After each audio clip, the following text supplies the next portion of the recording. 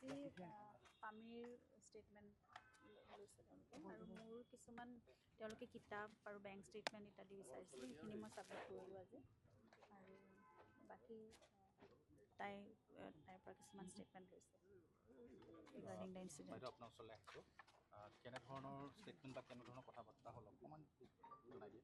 19 ছেপ্টেম্বৰৰ ঘটনা সংক্ৰান্তত যোনখিনি মই জানো বা সেই কথাখিনি তেওঁলোকে সুধিলে আৰু ষ্টেটমেণ্টত তাৰ আগৰ দাদাৰ লগত কিবা কিবি তেনেকুৱাখিনি কথাই যোনখিনি গুৰুত্বপূৰ্ণ আৰু ক'লোঁ যোনখিনি মই জানো যোনখিনি ক'বলগীয়া ক'লোঁ সিমানেই। যিটো ন্যায় প্ৰক্ৰিয়া সেই ন্যায় প্ৰক্ৰিয়া সন্দৰ্ভত আপুনি কি ক'ব? কাৰণ বহুদিন সকলোৱে অপেক্ষা কৰি আছে, আপোনালোকেও অপেক্ষা কৰিছে, আমি সকলোৱে অপেক্ষা কৰি আছোঁ গোটেই বিষয়টো। ন্যায়টো এতিয়া সেই খৰতকীয়া হোৱাটো সকলোৱে বিচাৰি আছোঁ আমি। এতিয়া সেইমতে এতিয়া ফাষ্ট ট্ৰেক কৰি দিম বুলি স্পেচিয়েল কোৰ্টৰ কথা কৈছেও। এতিয়া কেতিয়া সেইখিনি কেবিনেটত ঘোষণা হৈছে, কিন্তু এতিয়া কেতিয়া সেইখিনি কাৰ্যকৰী কৰে সেইটোলৈ ৰৈ আছোঁ আৰু সোনকালে হ'লে ভাল হ'ব। আৰু আহিব লাগিব বুলি কৈছে। ইয়াত এতিয়ালৈকে কোৱা নাই, প্ৰয়োজন হ'লে মাতিব তেওঁলোকে, তেতিয়া আহিম আকৌ। মূলতঃ আপোনাৰ 19 তাৰিখৰ কেনেধৰণৰ কথা বতৰা হৈছিল সেইটোক লৈ ষ্টেটমেণ্ট লৈছে? সেই ঘটনা সেইকেইদিনৰ ঘটনা গোটেই কথাখিনি আমি গম পোৱাৰ পৰা সেই কথাখিনিয়ে লৈছে আৰু অভিযুক্তৰ পৰিয়ালৰ লগত আপোনালোকৰ আগতে ভাল এটা সম্পৰ্ক আছে। অভিযুক্ত কেইজনৰ পৰিয়াল এতিয়া যদিও তেওঁলোকে জেলত আছে, তেওঁলোকৰ পৰিয়ালৰ কোনোবাই আপোনালোকক যোগাযোগ কৰিব এনেকুৱা চেষ্টা কৰিছেনে এতিয়ালৈ? আমাক কোনেও কৰাও নাই, আমিও চেষ্টা কৰা নাই কেতিয়াও। কিন্তু সন্দীপনৰ মাক দেউতাক যিহেতু আমাৰ খুৰা খুৰী, গতিকে ঘটনাটো ঘটি যোৱাৰ পিছত তেওঁলোক আমাৰ ঘৰলৈ 3বাৰমান আহিছে আৰু এতিয়া বিশেষভাৱে একো কথা হোৱা নাই পিছে তেওঁলোকৰ লগত। আৰু বাকীখিনিৰ লগততো আমাৰ সিদ্ধাৰ্থহঁতৰ লগত শেখৰহঁতৰ লগত আমাৰ কোনো ধৰণৰ কানেকশ্যন নাইও, ৰাখিব বিচৰা নাই আৰু কেতিয়াও কোনো দিনলৈ আমি ৰাখিবও বিচৰা নাই কাৰণত। সন্দীপন কাক যিহেতু আপোন মানুহ, খুৰা খুৰীহঁতে কেনেধৰণৰ কথা কৈছে? কাৰণ তেওঁ হয়তো ল'ৰাৰ লগত কথা পাতিব পাৰে। এতিয়াতো একো সেই সন্দৰ্ভত কথা হোৱা নাই, কিন্তু প্ৰথম আৰম্ভণিতেই যেতিয়া জুবিনক অনা হৈছিল তাৰপিছত একেখন ফ্লাইটতে সন্দীপন আহিছে। তাৰপিছত খুৰা খুৰীহঁত আমাৰ গোটেই পৰিয়ালৰ লোকৰ লগত 2-3বাৰ তেওঁলোক আহিছে আমাৰ খবৰ ল'বলৈ, আমাৰ লগতে পৰিয়ালৰ লোক হৈ পেলাই তেওঁলোক আমাৰ লগত আছিলেও সেইখিনি সময়ত। গতিকে তেতিয়া তাৰপিছত আৰু সেই সন্দৰ্ভত একো কথা বতৰা হোৱা নাই। এদিন আমি কোৰ্টত লগ পাইছিলোঁ মাত্ৰ তেওঁলোকক, যিদিনাখন সন্দীপনে বেইল পিটিশ্যন আছিল তেওঁৰ, সেইদিনাখন বেইলৰ মানে হোৱাৰ কথা আছিলে। কিন্তু তাৰপিছততো নেক্সট ডেটটোত আকৌ তেওঁলোকে উঠাই ল'লে, উইথড্ৰ কৰিলে বেইল পিটিশ্যন। গতিকে তাৰপিছত আৰু দেখা দেখি হোৱা নাই। সন্দীপন কাকে পিতৃ মাতৃক গোটেই ঘটনাটো সন্দৰ্ভত কিবা জনাইছিলে নেকি? জনাইছে, তেওঁলোকক জনাইছে, পামীৰ লগতো আহি কথা পাতিছে সেইখিনি সময়ত আহিছে যেতিয়া।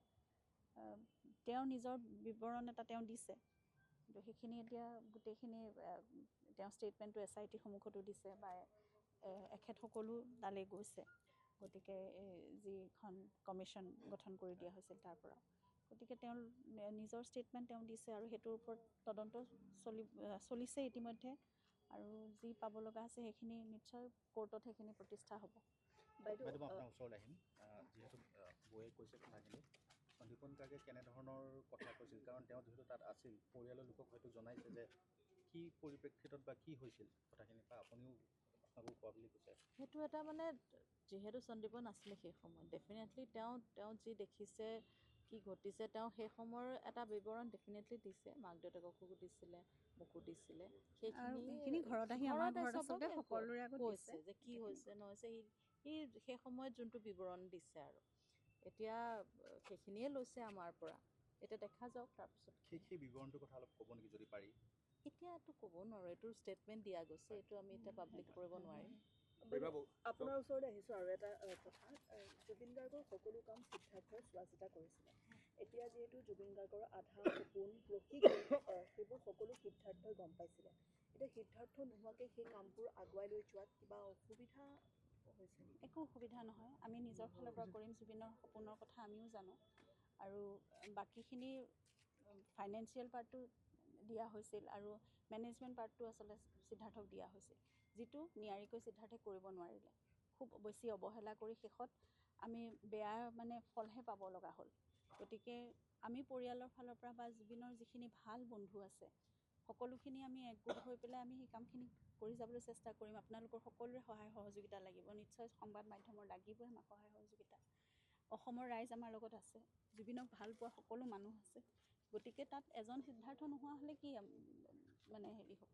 সিদ্ধাৰ্থ নোহোৱাৰ কাৰণে আমাৰ পস্তোৱা নাই, আমি পস্তাইছোঁ সি কিয় আছিলে সেইটো কাৰণে। সিদ্ধাৰ্থ কিয় আছিলে গলিদাৰ লগত, এতিয়া আমি সেই কথাটো লৈহে পস্তাইছোঁ। গৌৰৱ, আন এটা কথা সুধোঁ, আপোনালোকে বাৰে বাৰে পৰিয়ালকে কৈ থাকে জুবিনৰ লগত ৰাজনীতি কৰিব নাপায়, কিন্তু সমাগত নিৰ্বাচন আহিছে, বহুত দল বা কিছুমান ব্যক্তি কিন্তু জুবিনৰ সমাধি ক্ষেত্ৰত গৈ ৰাজনীতি কৰা আমি দেখা পৰিলক্ষিত হৈছে।